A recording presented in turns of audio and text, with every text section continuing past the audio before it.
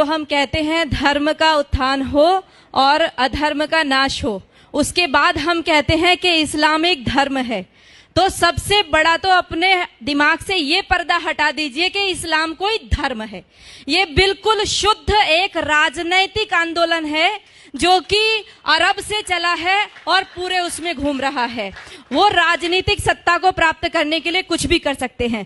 दूसरी बात मैं आपको ये कहना चाहती हूँ, देखिए हर मुसलमान जो है अपने आप को आदर्श मानता है कि मोहम्मद को, वो अपने आगे मोहम्मद लिखता भी है, तो वो मोहम्मद जैसा बनना चाहता है। मैं आपसे बस ये विनती करती हूँ कि आप एक बार मोहम्मद का चरित्र जरूर पढ़ें। जैसे हम रामायण को पढ़ाने के लिए कहते हैं ना, वैसे आप सबसे विनती है कुरान को पढ़िए और मोहम्मद के चरित्र को पढ़िए। ये पढ़ना बहुत जरूरी हो गया है। राम को पढ़िए और उसको पढ़िए। लोगों को प्रेरणा कीजिए कि कुरान जरूर पढ़ें। अपने बच्चों को अरबी सिखाइए। उनके लेटर, मैं नजीबाबाद से आ रही हूँ, लगातार अरबी में लिखा हुआ है, समझ ही नहीं आता क्या लिखा हुआ है, क्या इसमें पढ़ाया जा रहा है। जिस देश में 3 लाख से ज्यादा मदरसे चल रहे हो, जिस देश में 2 लाख से ज्यादा मस्जिदें विद्यमान हो, उनमें तैयारी क्या हो रही है। दिन रात बोल रहे ला इलाहा इल्लल्लाह, 5 बार बोलते हैं, 5 बार नमाज पढ़ी जाती है और शुरुआत इसी से करते हैं कि कोई नहीं है, ला माने नहीं है कोई भी अल्लाह के जैसा, और मोहम्मदुर रसूलुल्लाह अर्थात मोहम्मद ही उस अल्लाह का रसूल है। इन 2 के अलावा और किसी को हम पूजेंगे नहीं, मानेंगे नहीं।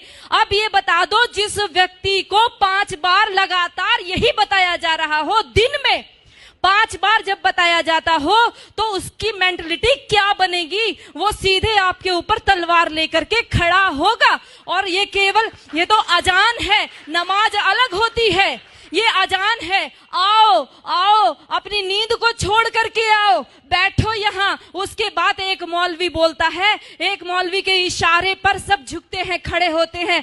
उसके बाद वो वहां पर आयतों का पाठ होता है, और आयतें हम क्या समझते हैं, जैसे हम मंदिर में घंटा बजाए आते हैं, वैसे उनकी नमाजें चल रही हैं। बिल्कुल गलत सोच है। वो नमाज इसीलिए पढ़ रहा है कि हमारा विनाश करना है।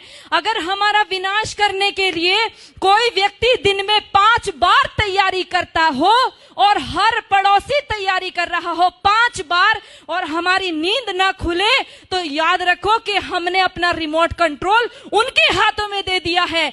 उनको प्रॉब्लम हमारी गाय से नहीं है, उनको प्रॉब्लम हमारी माताओं बहनों से भी नहीं है, उनको प्रॉब्लम है केवल हमारे अस्तित्व से। जब तक एक भी हिंदू बचा हुआ है, तब तक उनको प्रॉब्लम है। उनको तब तक लगातार जिहाद करने के लिए कहा गया है, और लगातार हमारी माताओं बहनों के साथ अत्याचार दुराचार करने के लिए कहा गया है। कोई पढ़ करके तो देखे उनके, वो रोजा किस लिए रखते हैं, कोई पढ़े रोजा किस लिए रखा जाता है। रोजा कोई नवरात्रों जैसा व्रत नहीं है, कोई नवरात्रों जैसा व्रत नहीं। आज हम रोजे को नवरात्रे के साथ जोड़ रहे हैं। हम नवरात्रों में अपनी माँ दुर्गा की कल्पना करते हैं, उसको जीवन में उतारने की कोशिश करते हैं। जितनी मोहम्मद ने लड़ाई लड़ी थी, सारी रोजे के टाइम में लड़ी थी, और सारी की सारी तैयारी करने के रोजा इसलिए रखा जाता है कि आप लड़ाई लड़ोगे, जंग लड़ोगे तो भूखा रहना पड़ेगा। अब उस भूख प्यास को आप कैसे सहन करोगे। आप रोजे का असली शब्द ढूंढ करके लाइए। उनके अरबी कोश में सोम शब्द है, जिसका अर्थ है घोड़ों को भी हफाना, अर्थात घोड़े भी तैयार करना और खुद अपने शरीर को मजबूत करना। अगर उस रोजे की इफ्तार पार्टी में सारे के सारे हिंदू जाकर के बैठते हैं, आश्चर्य होता है जब लखनऊ के मंदिर के मठाधीश भी जाकर के रोजे की इफ्तार पार्टी मंदिर के अंदर कराते हैं, और हम सब लोग केवल फेसबुक पे 1-2 गुस्सा निकाल करके रह जाते हैं। मैं आप सबसे विनती करना चाहती हूँ, याद रखो इनके 5 स्तंभ, जिसमें कहा तौहीद, एक ही ईश्वर है, एक अल्लाह है, उसके अलावा हम किसी को मानते ही नहीं है। हम कहते सर्वधर्म संभाव। अरे लानत है हमारे ऊपर। 1400 साल से जिन लोगों ने केवल कत्लेआम मचाया हो, आज भी हम उनको धार्मिक कह रहे हैं। वो अल्लाह के अलावा और किसी को स्वीकार नहीं करेंगे। वो हर स्तर पर करेंगे, वो दाढ़ी रख करके भी करेंगे, वो पैंट शर्ट पहन के करेंगे, वो अरबी बोल करके करेंगे, वो हिंदी बोलेंगे, वो इंग्लिश बोलेंगे। लक्ष्य केवल एक उनका स्पष्ट है, वो है जब तक एक भी काफिर जिंदा है अल्लाह का काम रुकेगा नहीं। और जो लोग कहते हैं, जिन्होंने बोला रघुपति राघव राजा राम पतित पावन सीताराम, और अगली पंक्ति जोड़ दी ईश्वर अल्लाह तेरो नाम, लानत है हमारे ऊपर। हमने कभी पढ़ करके नहीं देखा अल्लाह कहते किसको है। हमने ईश्वर के बराबर अल्लाह को रख दिया। अरे हमारा ईश्वर दयालु है, कृपा करता है, परंतु अल्लाह का आदेश है। कहां पढ़ोगे? कुरान पढ़ोगे। अल्लाह का साफ आदेश है, जो मेरे को नहीं मानता, जो जिब्राइल मिकाइल को नहीं मानता, जो मोहम्मद को नहीं मानता, वो काफिर है, और काफिर वाजिबुल कत्ल है, वो कटने योग्य है। इतना ही नहीं कहा, जब रमजान का महीना खत्म हो जाए इनको घात लगा करके मारो। पढ़ो सूरा तौबा, पढ़ो सूरा अल बकरा, सारी की सारी कुरान की सारी ये आयतें पढ़ करके देखो, आपको साफ स्पष्ट पता चल जाएगा। हम सोचते हैं कि उनकी हज यात्रा, हम सोचते हैं उनकी हज यात्रा हमारी अमरनाथ यात्रा जैसी है। अरे पढ़ो भाइयों, यदि उनकी हज यात्रा हमारी अमरनाथ जैसी होती तो वहां पर सब लोग जा सकते थे, केवल मुसलमान ही क्यों जाते हैं? आज उनके ऊपर वो वहां से हमारे भाई पैसा भेजते हैं और वहां से वो अपनी सभ्यता को भेजते हैं। उनको कोई एम्बेसी में राजदूत भेजने की आवश्यकता नहीं है कि भारत में आप हमारे अरबी कल्चर का प्रचार कीजिए।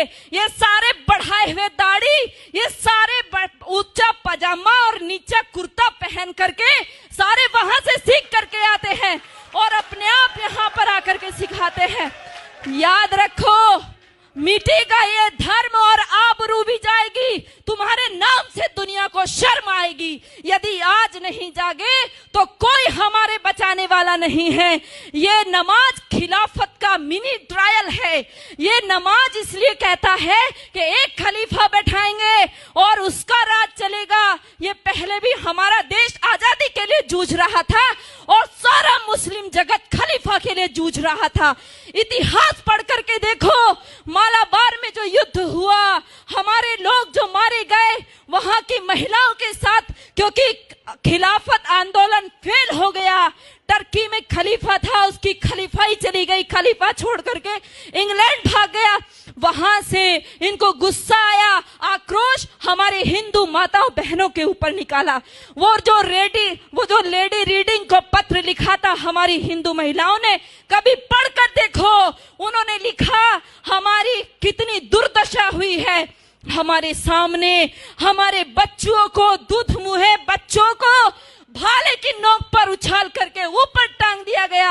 हमारी बेटियों माताओं के साथ में बलात्कार हुए। एक एक माता का बलात्कार करने के लिए 10-10 जिहादी थे और वो 10-10 जिहादी के बीच में फंसी हुई महिला ये सोच रही थी किसके लिए दुख मनाऊं, अपने बेटे के लिए या मेरे शरीर के लिए, किसके लिए रोएंगे। दर्द को भी दर्द आएगा, वो ऐसी भयंकर स्थिति है। और ये केवल एक आकस्मिक घटनाएं नहीं है, ये सब ऊपर से सिखाया हुआ है। भाइयों, आप सब लोग जो फेसबुक पे इसको रिकॉर्ड कर रहे हैं या अपने मोबाइल में रिकॉर्ड कर रहे हैं, ये मोबाइल में रिकॉर्ड करने की चीज नहीं है, दिल में रिकॉर्ड कीजिए। इसको अपनी बहनों को, माताओं, बेटियों, बच्चों को बताइए। नीति कृष्ण कहता है, नीति का अवलंब ले पहचान शत्रु प्रहार को। कृष्ण का आदेश सुन गुंजा दे गांडीव की टंकार को।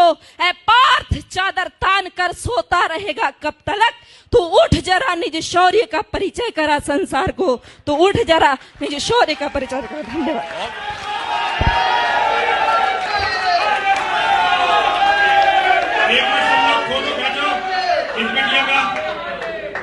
बेटा, ये हमारी माला जो है ये पूरी सोने की नहीं है। इसमें जितनी मिलावट हो सकती है उतनी मिलावट होती है। 1 तोले सोना इसमें होता है, बाकी मिलावट होती है। लेकिन हमें इसे बनवाने के लिए बड़ी मेहनत करनी पड़ती है। और यतीमा चेतनानंद सरस्वती जो तुम्हें अपने हाथ से इसे दे रही है ना, तुम जैसी बेटी जिस माँ ने पैदा की है ये उसका सौभाग्य है। पिता ने तुम्हें जन्म दिया है ये उसका सौभाग्य है। तुम्हारे जैसी बेटी होना ये किसी भी व्यक्ति के लिए इससे बड़ा सौभाग्य नहीं हो सकता। मैं तुम्हें नमन करता